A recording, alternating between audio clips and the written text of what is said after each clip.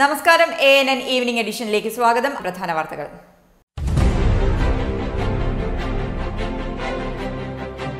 യുകെയിൽ Paris രീതിയിൽ ആക്രമണത്തിന് സാധ്യത നിലനിൽക്കുന്നതായി പ്രതിരോധ സെക്രട്ടറി മൈക്കൽ ഫാലൻ.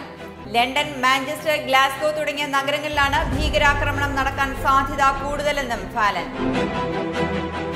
യുകെയിൽ സൗരോർജ്ജ വ്യവസായത്തിനുള്ള സബ്സിഡി വെട്ടിക്കുറയ്ക്കാനുള്ള തീരുമാനം സൗരോർജ്ജ പ്ലാന്റുകളുടെ പ്രവർത്തനം താളം തെറ്റിക്കുന്നു.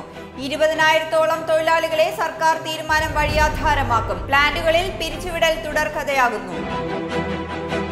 ഗ്രീസ് മാസിഡോണിയ അതിർത്തിയിൽ പോലീസും അഭയാർത്ഥികളും ഏറ്റുമുട്ടി 40 പേർക്ക് പരിക്കേറ്റു. അഭയാർത്ഥികളെ സിറിയയിലേക്ക് തിരിച്ചയച്ച തുർക്കി സർക്കാർ നടപടിക്കെതിരെ ആംനസ്റ്റി ഇന്റർനാഷണൽ. കാലാവസ്ഥാ ഉച്ചകോടി കണക്കിലെടുത്ത് ഫ്രാൻസിൽ സുരക്ഷ കർശനമാക്കി. പരിസ്ഥിതി പ്രവർത്തകരുടെ പ്രതിഷേധങ്ങൾക്കും വിലക്ക്. കാലാവസ്ഥാ വ്യതിയാനം നിയന്ത്രിക്കാൻ കർശന നടപടി വേണമെന്നാവശ്യപ്പെട്ട് വിവിധയിടങ്ങളിൽ പ്രതിഷേധം.